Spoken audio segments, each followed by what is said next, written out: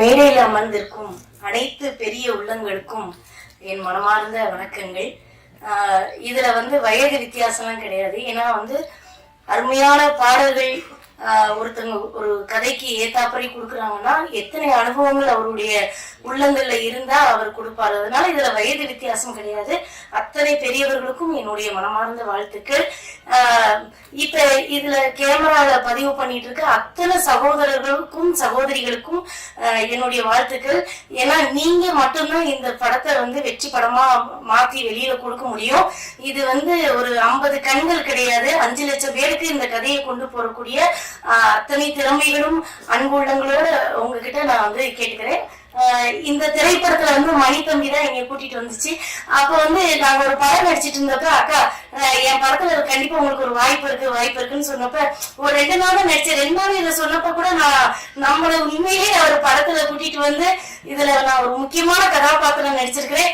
நிச்சயமா மாயாண்டி குடும்பத்தார் கடைக்குட்டி சிங்கம் திரைப்படத்துக்கு அப்புறமா இந்த திரைப்படத்துல என்னுடைய கதாபாத்திரம் ரொம்ப அருமையா பேசப்படும். அப்படி ஒரு பாசமான ஒரு அம்மாவை என்ன நடிக்க வச்சிருக்காங்க. இதுல அதுக்கு தம்பிக்கு ரொம்ப நன்றி.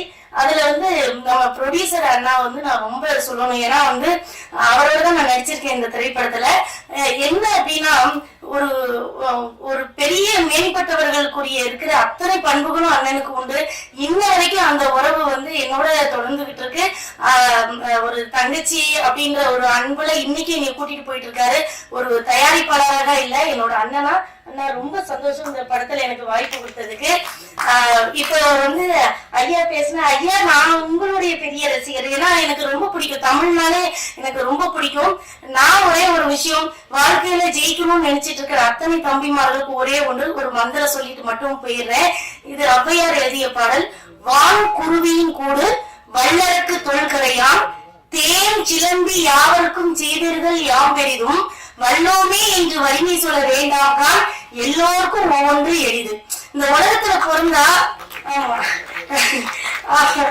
எனக்கு ரொம்ப பிடிக்கும் தமிழ் பேச்சு. யாராவது பேசினா நான் ரொம்ப ரசிச்சு கேட்பேன். நிறைய புஸ்தகங்கள்ல படிப்பேன். உண்மையிலே சொல்றேன், நம்ம எதுக்குமே ஆகாதவங்கன்னு இந்த உலகத்துல எந்த ஒரு உயிரும் பிறக்கல. ஒவ்வொரு உயிரையும் இதை சாதிக்கணும்னு நினைச்சிட்டு தான் நம்ம எண்ணத்தோட பிறக்கிறோம்.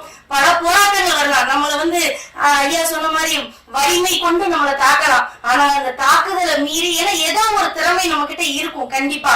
இந்த பாட்டை ஒவ்வொருத்தரும் சொல்லிட்டு வாங்க. நம்மளை யாரு நம்மளை கீழே தள்ளி விட்டாலும், நம்ம தாழ்வு மனப்பான்மைக்குள்ள ரொம்ப சுழன்று கிடந்தாலும் இந்த பாடம் உங்களை உற்சாகத்தோட வெளியில கொண்டு வரும். அக்கா சொல்லி கொடுத்த மந்திரத்தை எல்லாரும் இனிமேல் படிக்கிறீங்க. ரொம்ப நன்றி.